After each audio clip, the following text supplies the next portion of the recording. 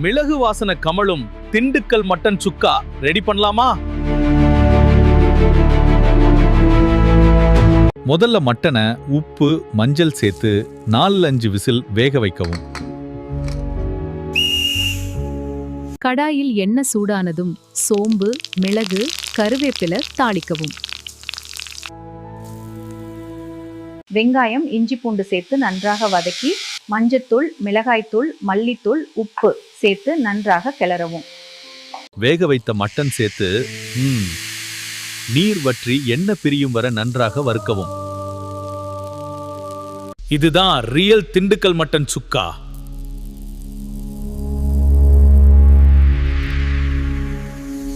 ஏய், இது மட்டனா? அட பாவிங்களா, டேஸ்ட் வேற லெவல் தான். சண்டே உங்க வீட்ல செய்து பாருங்க. ஃபாலோ பண்ணுங்க, கமெண்ட் பண்ணுங்க. திண்டுக்கல் ஸ்டைல் மட்டன் சுக்கா.